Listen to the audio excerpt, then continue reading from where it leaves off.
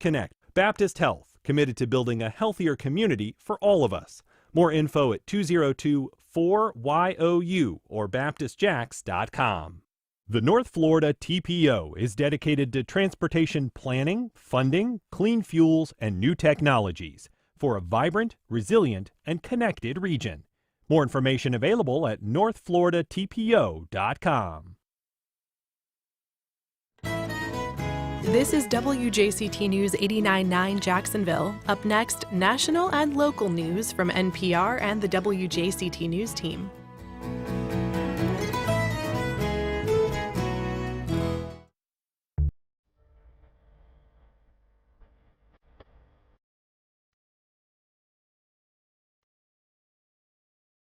Good morning, I'm Ann Schindler. On today's First Coast Connect, building up and out.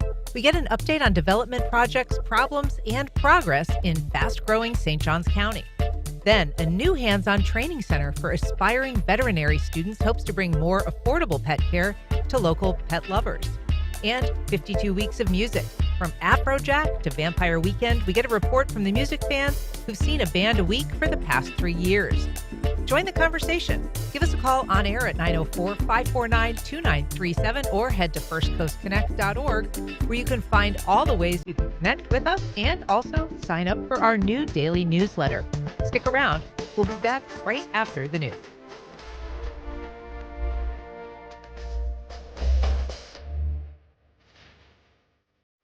Live from NPR News, I'm Corva Coleman. A federal judge in Minnesota is demanding that the acting director of Immigration and Customs Enforcement show up personally in his courtroom in Minneapolis this Friday. Reporter Willis Ryder-Arnold has the story. Patrick Schultz, Chief U.S. District Judge, District of Minnesota, has ordered Todd Lyons to appear in court January 30th. Judge Schultz made the order in response to immigration attorney Graham Ojala-Barbara's request to justify the detention of his client. The judge is using this case as an example to say that the court is no longer going to tolerate ICE not releasing people when the court orders it to do so. Minnesota has been the site of numerous protests this month that have intensified following the shooting deaths of 2 people at the hands of federal agents. Courts have been swamped by immigration cases as a result of ICE's increased presence in the state.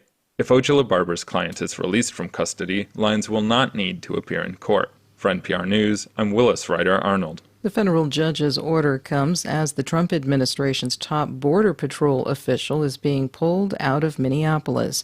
Greg Bovino has been the national face of the Trump administration's immigration crackdown efforts. This comes amid backlash of the killings of the Minneapolis protesters by federal agents. Bovino has insisted, without evidence, that protester Alex Preddy intended to massacre federal agents, but video evidence and eyewitness accounts so far refute that assertion. President Trump will visit a suburb of Des Moines, Iowa today. NPR's Franco Ordonez says he'll work to change the subject from the immigration crackdown in Minnesota to the U.S. economy. The president is expected to visit a local business and give a speech on the economy. His chief of staff has touted the trip as the beginning of what will soon be weekly travel in support of Republican candidates ahead of the midterms. But it's also part of an effort to, wrestle back control of the narrative on his own terms. NPR's Franco Ordonez reporting. Top federal safety investigators meet today to consider the mid-air collision between a U.S. Army helicopter and a passenger jet near Washington, D.C. NPR's Joel Rose reports investigators will detail all the things they found that likely played a role in the deadly crash. The National Transportation Safety Board will meet nearly a year after the mid-air collision that killed 67 people. It was the deadliest aviation disaster in the U.S. in more than 2 decades. The NTSB is not likely to identify a single cause. Instead, investigators will lay out all the things that went wrong in the lead-up to the crash, and the board will recommend changes to help prevent a similar tragedy from happening again. Already, the Federal Aviation Administration has taken the temporary restrictions it imposed after the crash and made them permanent to ensure planes and helicopters don't once again share the same airspace around Ronald Reagan Washington National Airport. Joel Rose, NPR News, Washington. This is NPR. Good morning. You're listening to WJCT News 89.9 in Jacksonville. I'm Stephen Ponson. It is now 9:04. The Bridge of Lions will shut down tonight, so the lions on the east side of the bridge in St. Augustine can be temporarily removed ahead of a seawall improvement project. The bridge is set to close around 11 tonight and reopen by 5 tomorrow morning. The lions will be moved to a city facility to be restored. The seawall improvement project starts this Sunday. The cost of SNAP is going up in Florida. As Gabriella Paul explains, it comes after the federal government kicked some of the costs to states last year. It was a 50-50 split. Federal and state governments shared the cost of administering the Supplemental Nutrition Assistance Program, or SNAP. This pays for things like staff salaries and management of the benefits. But starting this year, Trump's Big Beautiful Bill puts states on the hook for 3/4 of program costs. And in Florida, this would equate to an approximate $50.6 million increase to the state in the cost of administering SNAP. That was Jamie DeToli presenting to Florida lawmakers last week. In a nearly 400-page budget request, the Department of Children and Families asked for $51 million annually to cover new admin costs. Plus, they want nearly $15 million to modernize the state's system. I'm Gabriella Paul in Tampa. It will be a chilly day here in Northeast Florida, as highs will only reach the upper 40s to lower 50s, and then get ready for more cold air overnight tonight as freezing temperatures expected. Frost will be likely to develop since winds will die down. It'll be cold and dry the next couple of days. Support for NPR comes from NPR stations. Other contributors include the estate of Joan B. Kroc, whose bequest serves as an enduring investment in the future of public radio and seeks to help NPR produce programming that meets the highest standards of public service in journalism and cultural expression.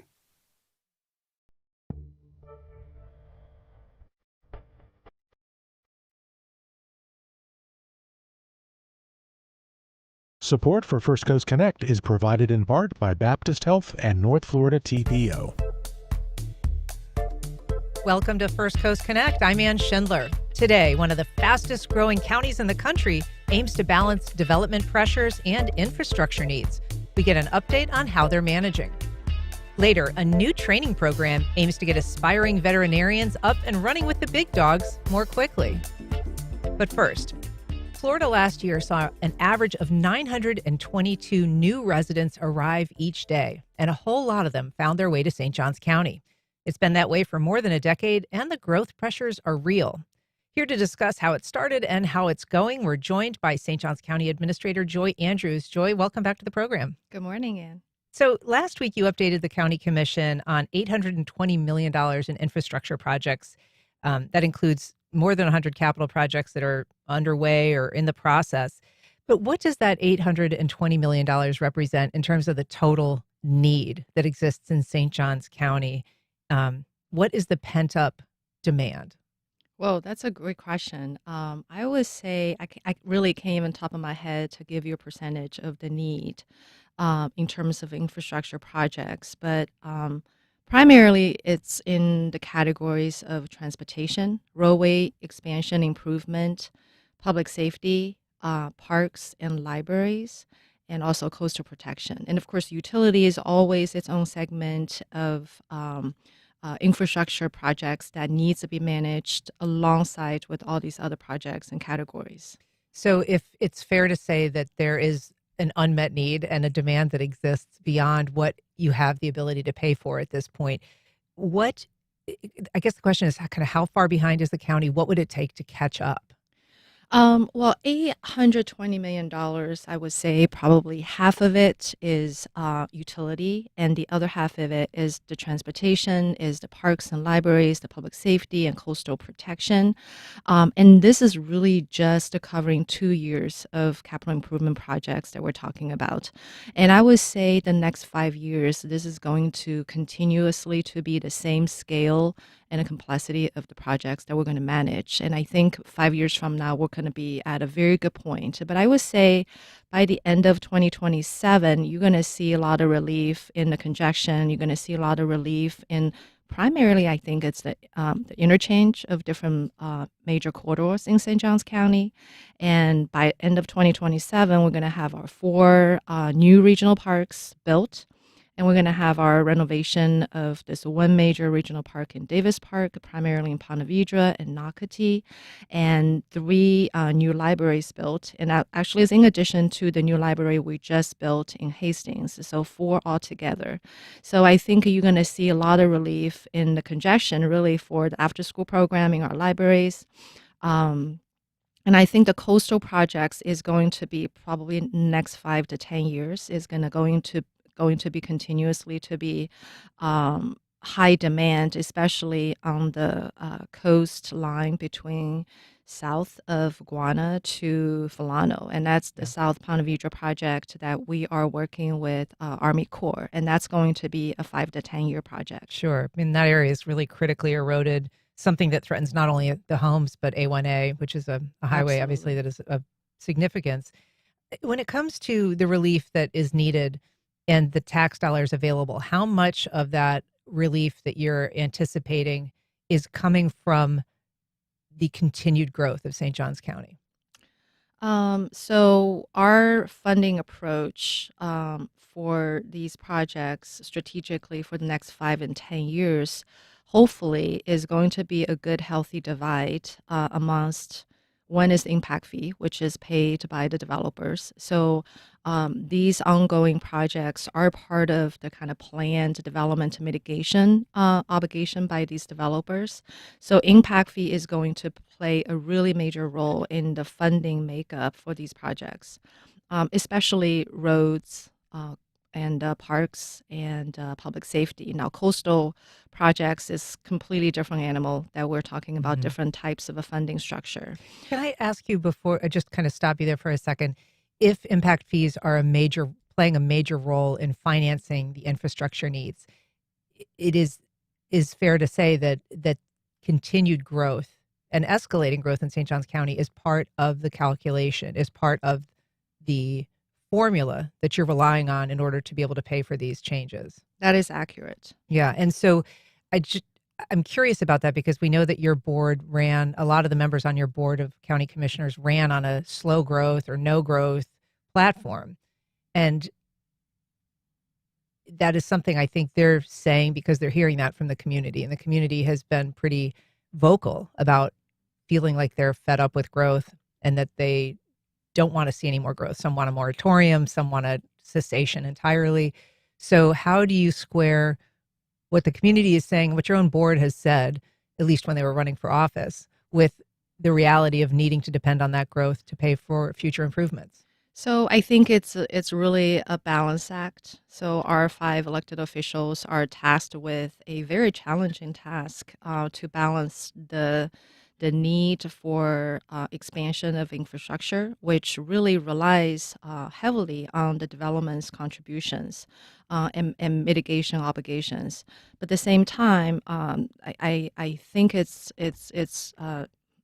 worthy of noting that a lot of entitlements and anticipated impact fee collection is already in the pipeline. So it's not new development. The board gets to make a policy decision to stop. So if we are looking at 50 to 60,000 entitlements that are already on the book, had been planned and approved, those impact fee collection is going to happen. It's just a matter of timing. So some of the projects that we're planning in the next 5 years is relying on those collection. But if you're talking about decades from now, we were talking about long-term strategic planning. Yes, I think a smart growth, a well-timed growth with a proactive planning for these infrastructure projects is really the goal, and it's the kind of the task of our elected body. And so if the impact fees that you're going to be collecting, those are projects in the pipeline, and certainly there is a lot in the pipeline. I mean, there's a lot that's going to happen in St. Johns County in terms of growth and development, even if you didn't approve another single project.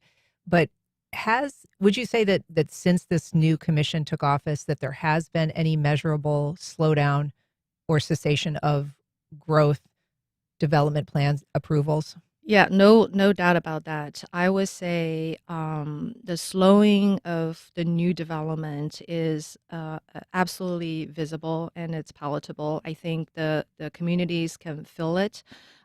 Least 5,000 units have been denied in the past 3 years. So Really, the only biggest development, a new development I can remember since I became administrator was the beginning of my career as administrator was the Greenbrier project in slash Hilo project. And I know at the time that project brings a couple thousand units, I think 3,000 units plus, a huge. Where's that located? And that is the northwest part of the county. So Okay. it's west part of close to Shearwater and Aberdeen, and west part of 210. Um, Kind of to your point, the balancing act of bringing dollars and resource to expand the roadway projects that you already need played a huge consideration in that approval project. So Hilo project brought in $15 million up front to expand Longleaf Pine Parkway, which was completed winter of last year.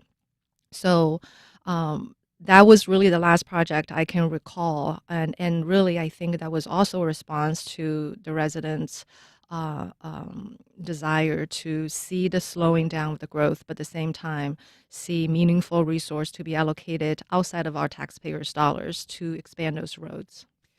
I want to come back to the subject of roads in just a minute, but in terms of those 5,000 units that were denied, are you seeing those staying off the table now that they've been denied, or are you seeing developers come back with renewed requests or even with lawsuits? So we know that there's a very strong property rights laws in Florida that sometimes allow a developer to sue and say that you're not letting me use this property to its highest and best use. And, then sometimes the county has to come back and say, okay, we're going to approve it after all. Yeah, I think in the lawsuit that you're talking about, the Robinson track, there's definitely that balance act also, how you respect private property rights, but at the same time, legally and respectfully plan the community growth in a way that our current residents who are living here or working here can stomach and also enjoy the quality of life they had expected from this county. I think most of the developers have kind of got the idea that this board is not in any hurry to approve any new development. So we're not seeing a lot of application, at least a large application. Most of the land use items that we have experienced in past probably a couple of years are smaller, way smaller scale rezoning or change of the use of residential lots and or approval of some sort of a waivers, but really nothing big. And I think that is really a reflection of the policies that the board has set the tone for the development community. Some of those choices are out of the hands of the board. Certainly, it went through this long process of community involvement to develop its new comprehensive plan for development, which is basically a 25-year look ahead at how do we want our county to look. And there were many meetings, a lot of input, as we said, and then it goes to the state, and the state basically says they reject it because it's too strong on issues of development. It's too strong on issues of conservation or perhaps things like providing for pedestrians and bicycle paths. So the county then has to soften its comp plan. And so despite all of this input from the county and the support of the citizens for this direction, the state has basically clamped down on that. Yes. So the state basically passed a law basically saying that any of your long-term strategic planning for your land cannot be overly restrictive and cannot be overly burdensome. So those are the two criteria that basically did. And who makes the determination of overly burdensome? I think there is kind of subjective, I would say, subjective, but basically the benchmark is going to be what you had. And so if you are requiring people to have, let's just say, if you require people in the current plan, 25 feet buffer, and you're asking the new development with the new plan, a 50 feet buffer, then that is overly burdensome and restrictive. So we can now create more hoops, so to speak, for the new development through this comprehensive plan update. All right. We have a call from John on the south side. Good morning, John. Go ahead.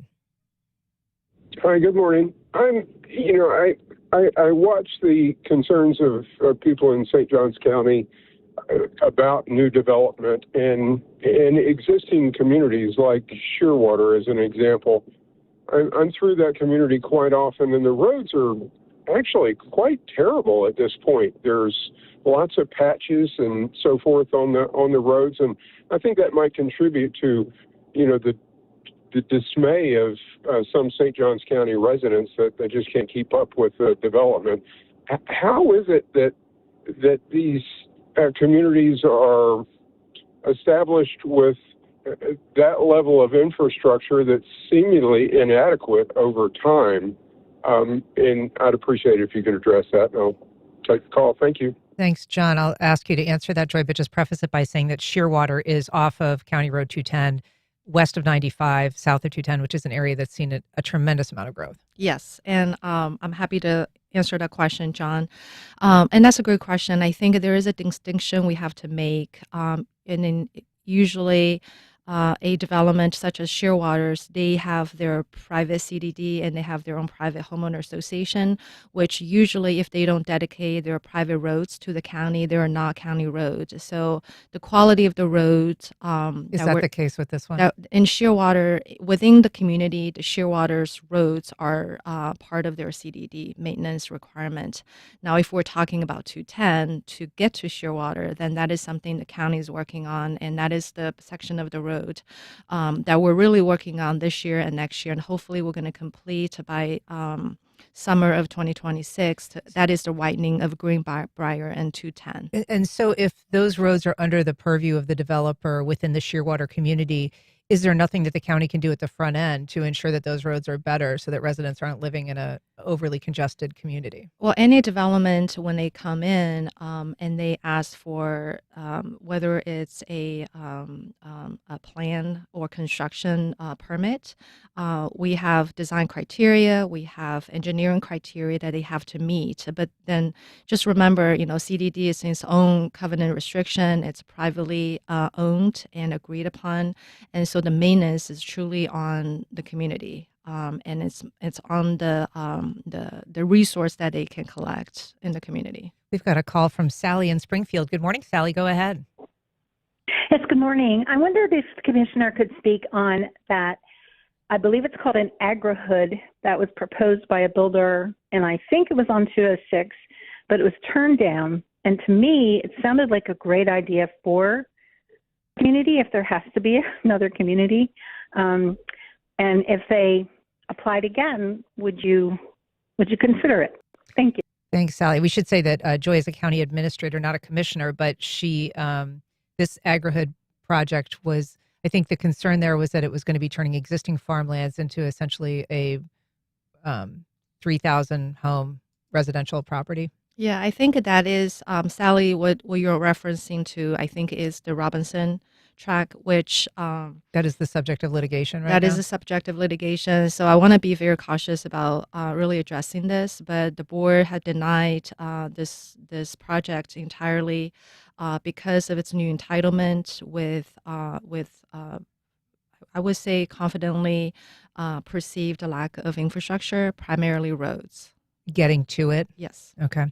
I do want to ask you about roads. I said I wanted to come back to it. I mean, one of the things is roads to deal with growth, and that's an ongoing challenge. But there's also this issue of road quality being undermined by climate change and the environment and flooding. And so there's a lot of areas of St. Johns County that are starting to experience flood events, rainfall events that kind of destroy the roadbed. You get a much less durable, longer lasting road than you might otherwise. What is the scale of that problem of trying to fix roads that have been damaged by, say, flooding?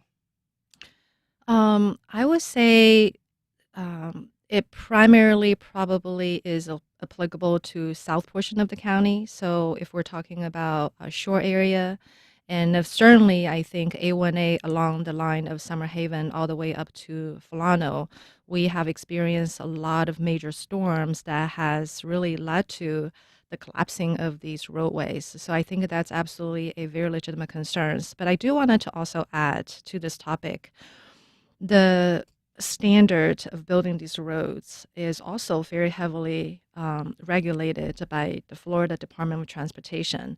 So again, there's also the Balance Act of how much more are you going to require to enhance the standards of the road construction, because what we're experiencing now is the cost of the construction has skyrocketed, which contributed largely to some of the roads were planned for and that are unable to be completed within the timeline that we had expected.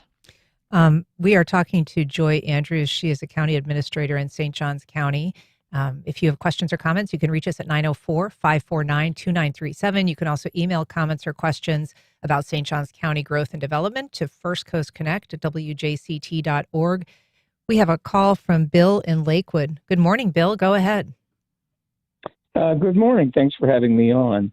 And I appreciate what St. Johns County is trying to do to limit development. But I want to throw in there, before I ask my question, that there is such a thing as lands unsuitable for development, and there is such a thing as practical limits to growth. So my question, I want to focus for now on water. Is the county still approving septic for new developments? Because given our water challenges, that's just insane. Also, any new development is drawing more water from the rivers of the aquifers and is putting more effluent back into our waterways. So whether the state wants to recognize that or not, more development in those regards is making St. Johns County a worse place to live, not a better one. Thank you, Bill, for your comments. The septic is a good question. I know here in Jacksonville, they're spending, ultimately it will be probably billions of dollars to remove septic systems that have failed over the years and replace them with sewer. And yet Duval County and Jacksonville continue to permit projects and entire developments that are on septic systems. What's the situation in St. John's? I am really not aware of any larger scale of development that is being approved with only septic system. In fact, we are actually doing the opposite. The board just went through a discussion, and we're bringing a policy change before the board for a countywide septic to sewer system conversion program. The program like this is really beneficial for our aquifer, the health of the environment. One thing to be cautioned with that is that there is a cost to the residents, because they certainly were paying for a completely different system. To be connected to the county system, it requires a lot of connections. It requires really infrastructure. So we're very cognizant about the cost that could go on our residents. So we're developing and designed this program where that we can methodically remove those septic tanks and then connect them to the county sewer system with a affordable payment plan and sort of scaled fee rates for our residents.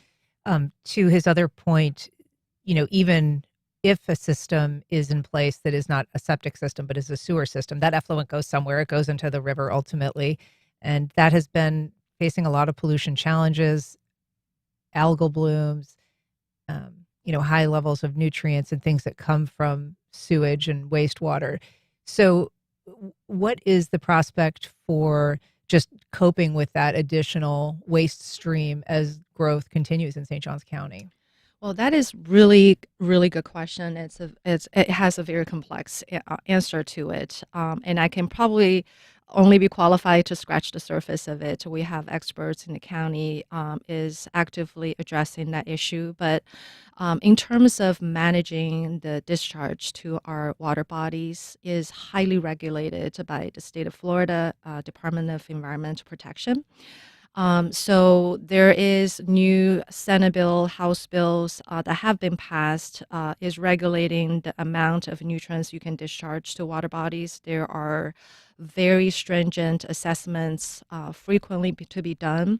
And I think that also really shifted the way that we can actually manage our wastewater treatment plants. Again, it kind of goes back to the balance of regulation and the cost, and it's very similar to the road.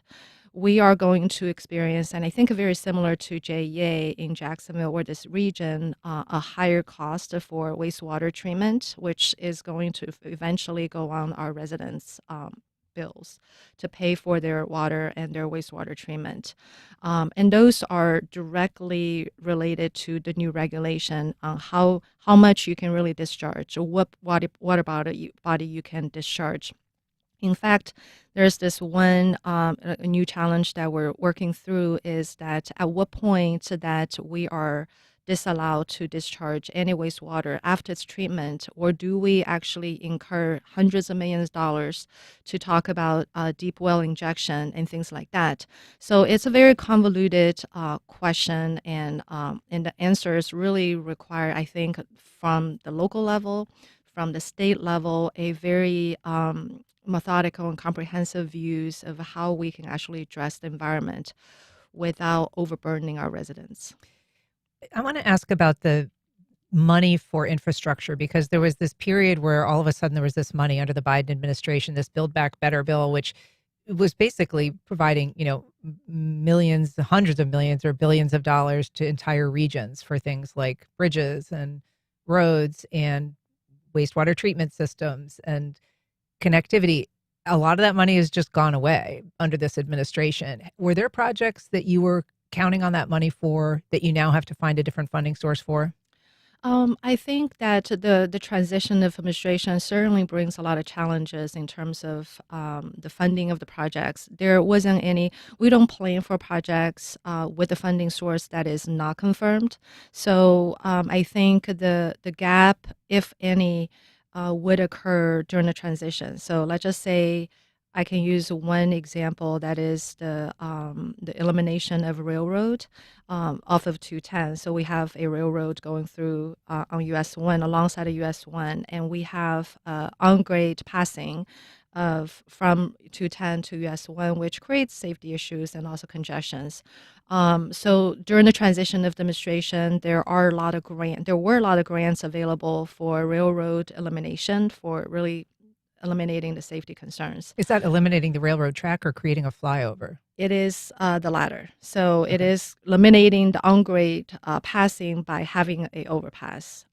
So that funding was reprogrammed. It became a different program. So we are really in the process of gearing up to figure out what are the projects that is more in line with the new program. So for example, transportation projects, in the past, we had this thing called BRIC grant, and that went away. And but now the new programs has been announced. It's called BUILD grant. It's BUILD. In fact, Chair Murphy and I actually went to DC to specifically talk to DOT staff to figure out how can we win those grants to bring dollars to St. Johns County. So currently we have two projects are in the running. One is the 2209 expansion, interchange expansion. What road is that? That is 2209 with 210 interchange. So that's very close to the south portion of 9B. So that it takes you to 9B. Okay. And that is very much a bottleneck for northwest part of the county.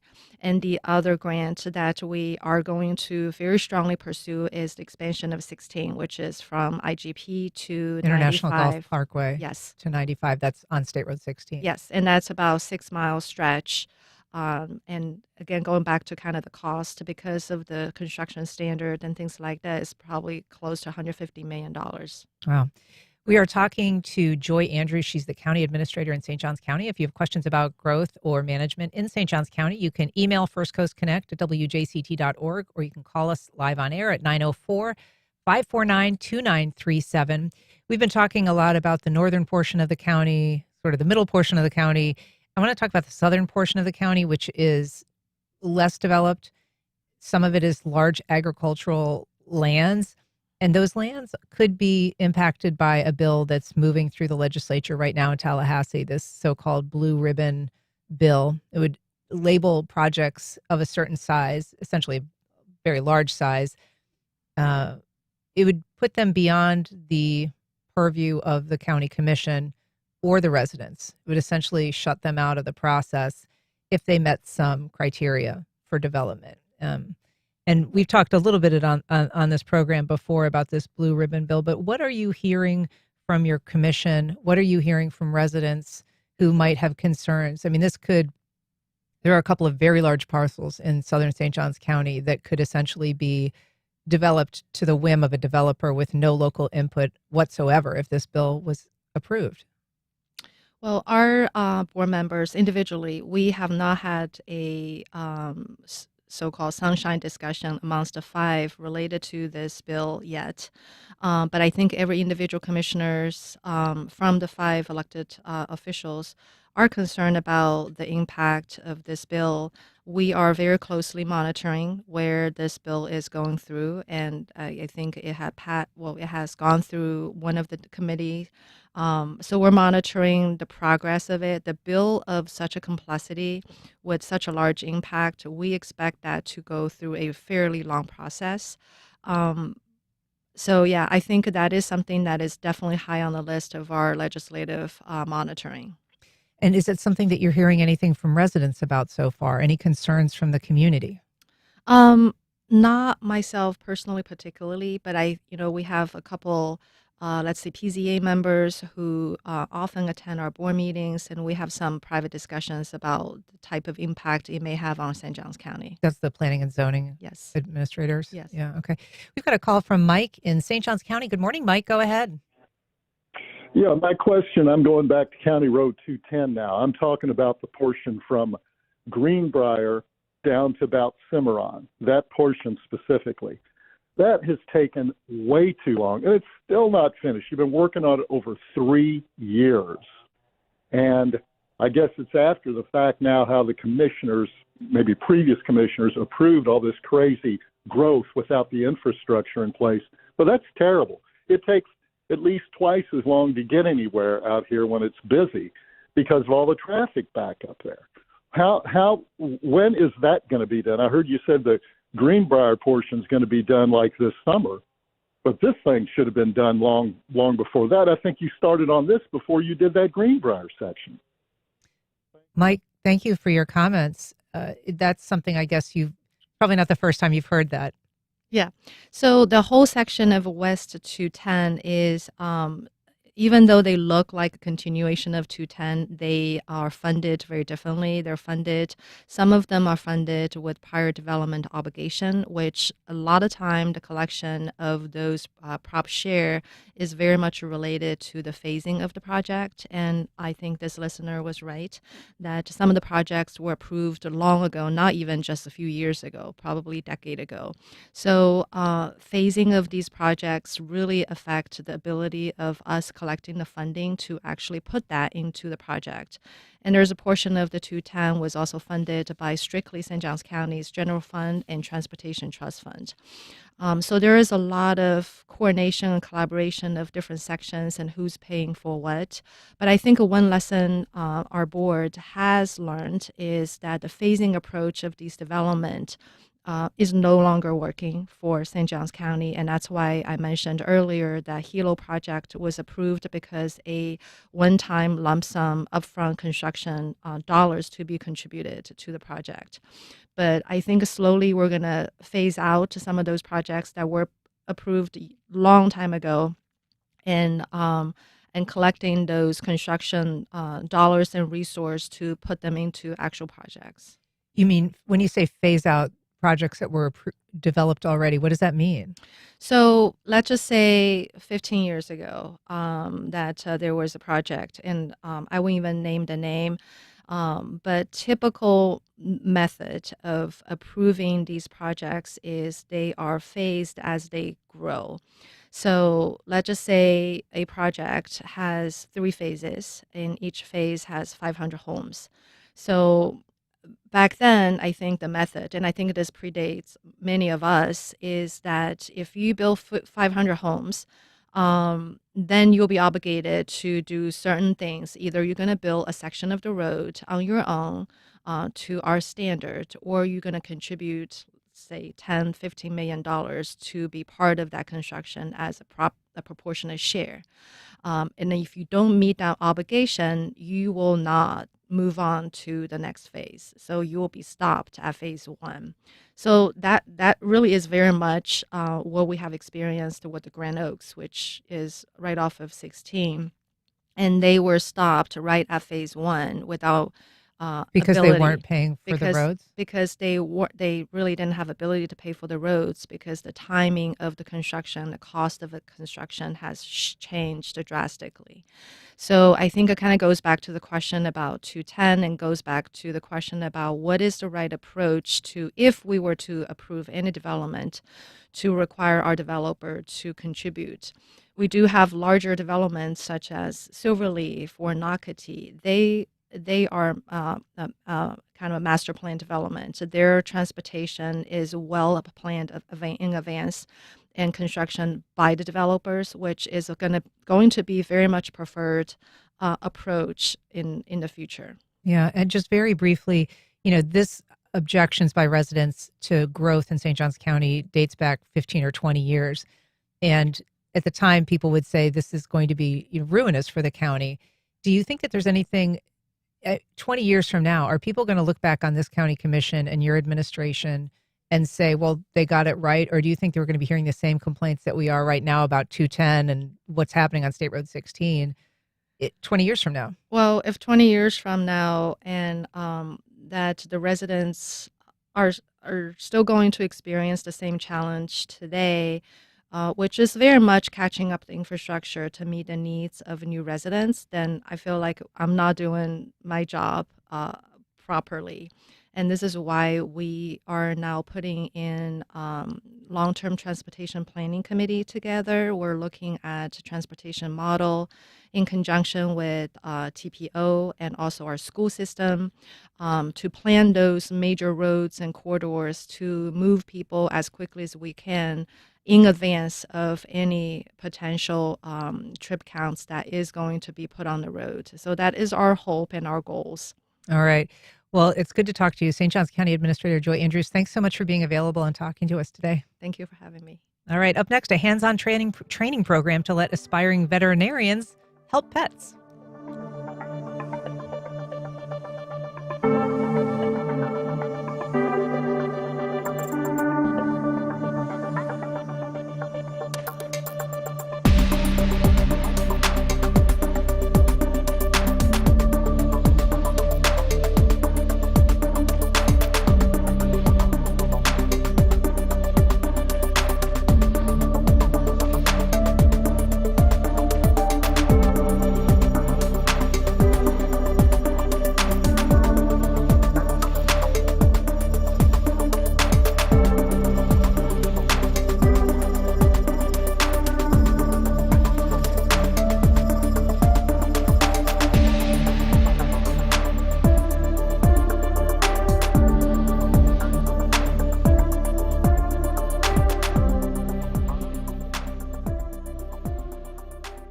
Welcome back. A local nonprofit providing affordable pet care is now offering veterinary students a chance for hands-on training and experience. Here to tell us about it is Jennifer Barker, Chief Executive Officer of Every Pet. Good morning, Jennifer. Good morning. Thanks for having us. We're also joined by Dr. Brian DeGangi, the group's Director of Professional Development. Thanks for being here, Doctor. Good morning. All right. So, Jennifer, Every Pet just opened this new veterinary student training center at the Norwood Spay and Neuter Center and Community Clinic.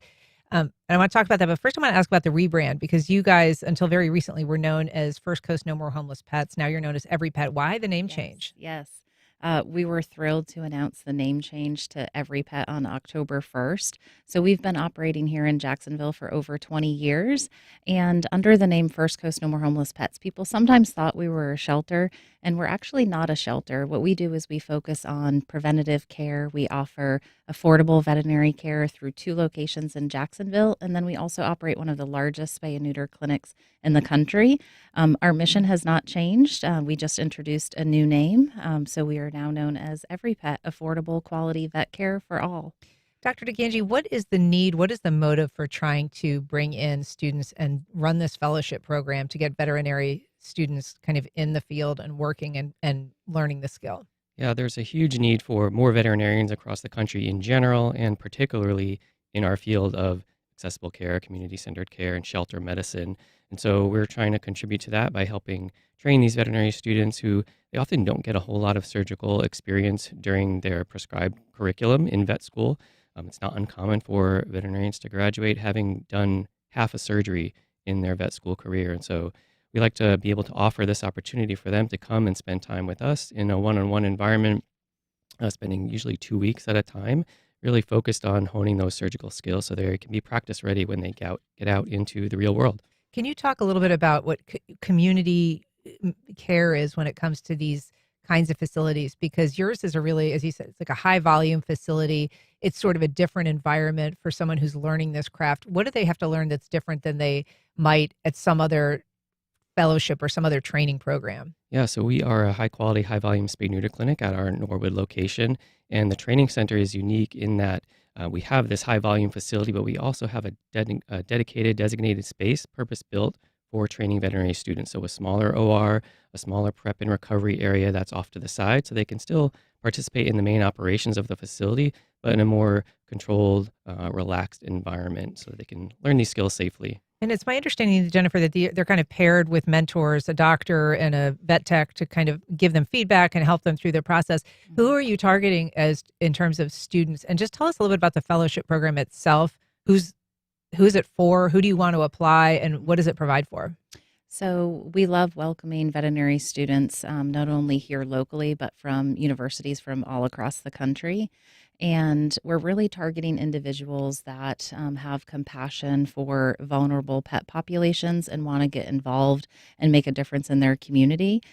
This fellowship program is available to any veterinary student from any university across the country, first through fourth year veterinary students. We are currently accepting applications and we'll be onboarding 2 fellows this summer. Is this a free program?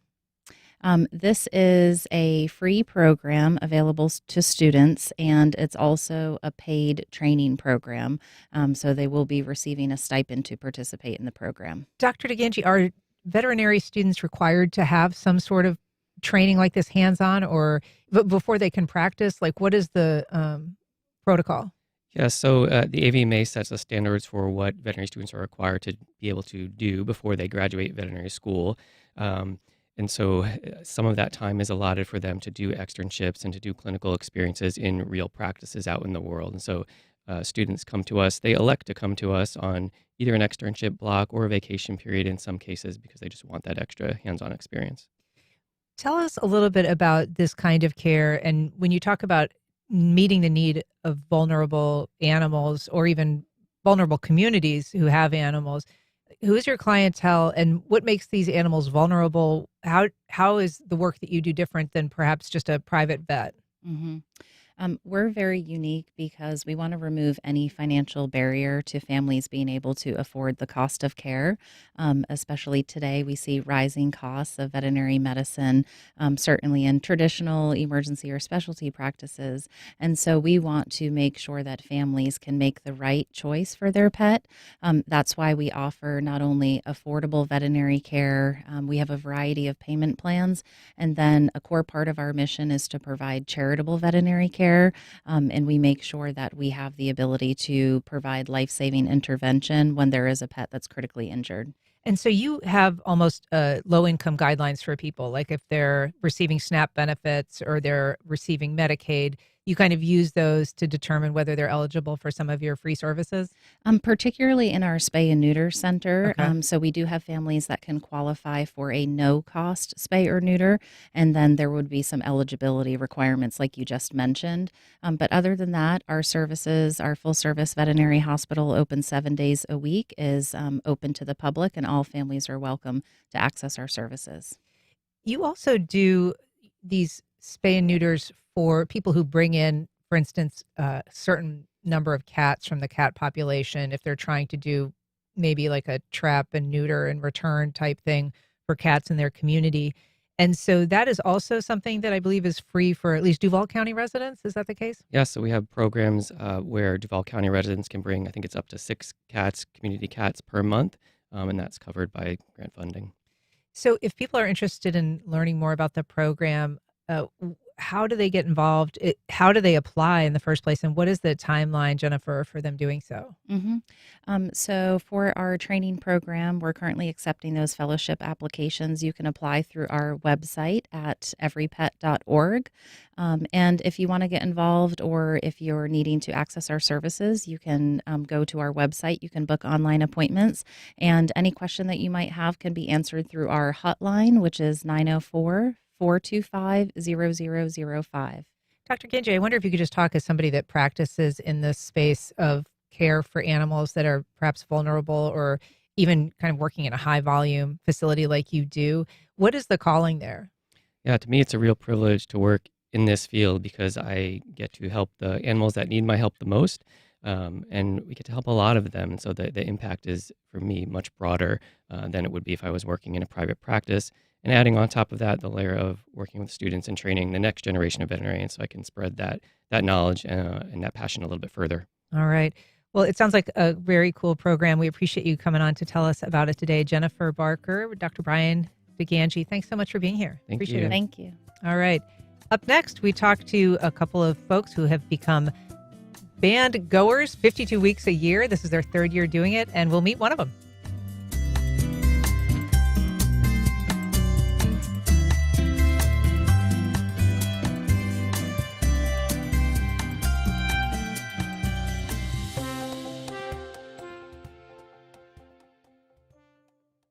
Scenic Jacksonville presents the Great Cities Symposium on February 5th. Victor Dover, city builder and town planner, shares how he has transformed cities, streets, and neighborhoods through urban design across the U.S. Tickets available at scenicjacksonville.org. Terrell Hogan Law. I'm Wayne Hogan. Accidents can happen when you least expect it. For decades, our attorneys have dug out the facts to help juries decide who's at fault. More at terrellhoganlaw.com.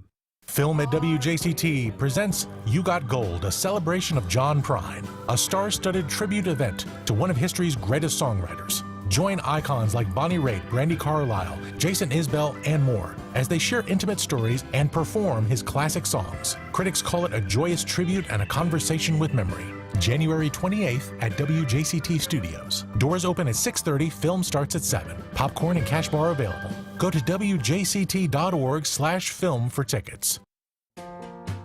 On the next Fresh Air, Tucker Carlson's rise to becoming one of the most powerful figures on the far right.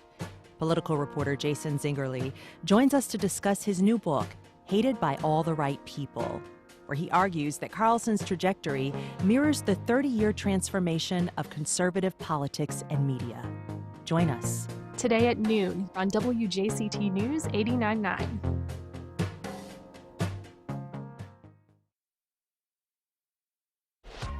The U.S.'s place on the global stage looks very different now than it did a year ago. We hear from 3 foreign journalists a year into covering the second Trump administration about how they're thinking about President Trump's approach to foreign policy and the greater implications of that approach on the global order. That's next time on 1A. Today starting at 10 on WJCT News 89.9.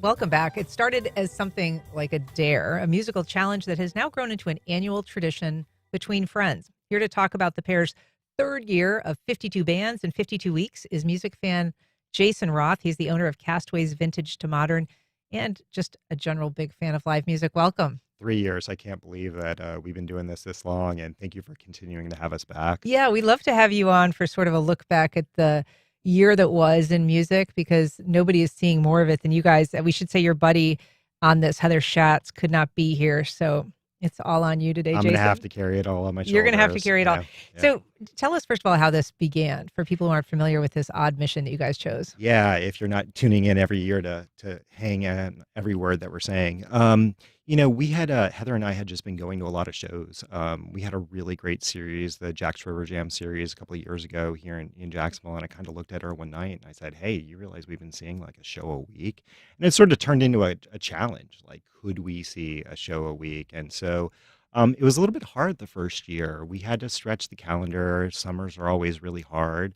But by the end of December, we had already hit 52 weeks of music and seen 52 shows. And, we didn't plan on doing it for the second year, but things just kind of fell into place. And now it's kind of a mission in life. Yeah. And you're overachievers. So this year you actually saw 61 shows. You're not shows, yeah. stopping at 52. I'm curious, it seems like maybe you've loosened up the band definition a little bit. I mean, the show is a show, right? But some of the ones that are listed are Les Mis, Extravaganza, which I think Yeah. is the Douglas So Anderson the School of the rules, Arts. yeah. And by the way, it's coming up always a great variety show. It's like one of the hidden gems It that we usually have sells here. out, Yeah, I think. always, yeah. The rules have always been that we have to be intentional, right? We can't catch whoever's playing for happy hour at the bar. It has to be something that we're buying a ticket for, that we're going out to support our local live music scene. We can't just say a street performer that we saw. I mean, Heather always tries to, send me little videos of her vacations, like, hey, check this out. Does this work? And I'm like, no. There's Did a you buy steel drum ticket for it? band. No, that's not the way it works. You have to go buy a ticket. You have to support our local music scene. Yeah, and some of the ones that you supported are close to our heart. You went to see the Electro Lounge show at the Planetarium. You went to Porch Fest in Springfield, and those are obviously kind of big community investments, not just music events. Right. And I would be remiss if I didn't say that this was really the year that Jacksonville came into their own on music. I know that Nashville is known as the Music City, but Jacksonville's nipping on its heels. We had so many really great venues open up this year. Yeah, talk about them. Yeah, a year ago, Heather and I were really excited about Decca Live that was opening up on Bay Street, really a key component of our downtown revitalization. And big bands coming there. And Nico Case just They lived up to the hype. Mhm. They kicked off about a year ago with Cascade, and they're celebrating a year on Saturday with Bene Beneze. We're super excited about that show. But I probably, I think probably a dozen and a half shows at Decca, tier one EDM artists, but not just EDM artists. We saw Houndmouth there. It's just a really great venue, and they're going to continue to bring tier one artists here because the owners of Decca are also booking for Miami and Orlando. So they're kind of leveraging their booking capacity to bring tier one acts here. So Jacksonville's now being categorized in the same category as, Miami, Tampa, Orlando, and we're getting a huge benefit for it. And I want to just run through some of the names. You went to see some, classic artists, Roots, Bright Eyes, Vampire Weekend, Old Crow Medicine Show. You did some throwbacks like Quad City DJs and Blind Melon, a lot of electronic and EDM. You saw Bob Moses, Sebasan, Future Joy, Flux Pavilion. You saw Shaq, like the basketball player. Shaq, man, DJ Diesel, is great. He just brought some energy. Like Decca's they've been booking some really great acts and some really great energy. You just mentioned Flux Pavilion. They are such a great act. And I was so happy to be able to see them and bring some quality here. I just want to go back and talk about the venues real quick because don't sleep on that venue In 5 points. In 5 points. I know that we all miss Sunray, but That's been an issue for some yeah, people. It's been an issue, but that club has historically been a music venue, and now it's doing what it has historically done. And you've had a good time at that venue. Oh, it is just honestly, pound for pound, it's probably the best mid-tier club. Ponte Vedra Concert Hall, the renovation is great, and we've got tickets for the Wood Brothers next week up in Mhm. the Tiger Island room in Fernandina. I haven't been there yet, but I hear it's a small room, and they're booking some really big acts, and so I'm really looking forward to an intimate experience up there. Well, it is great to check in with you, Jason Roth. We love that you are doing, so much participation in the cultural community, but also that you report back to us at the end of the year. Yeah, about- always happy to we come. can live vicariously through you. In addition to Castaways Vintage to Modern, we also have a record store in the back called That's- Castaways Records. So our motto is follow the music. Yeah, well, I'm glad that you're following the music. It's good to see you again. Thanks, Jason. Thanks for having me. All right, and that's our program. Thanks for listening. If you missed anything, you can find all of our past and current shows at firstcoastconnect.org. And while you're there, go ahead and sign up for our new daily newsletter. First Coast Connect is produced by Stacey Bennett. Our associate producer is Isabella Casapow. Our show is directed by Brady Corum, and our theme music is performed by Club de Belugas.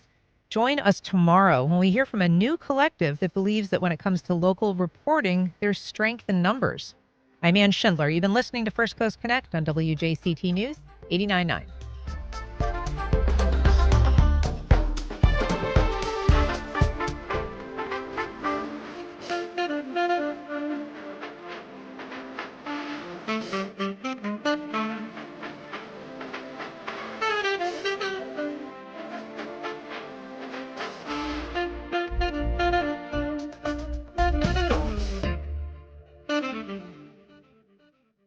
Support for First Coast Connect is provided by Baptist Health and the North Florida TPO.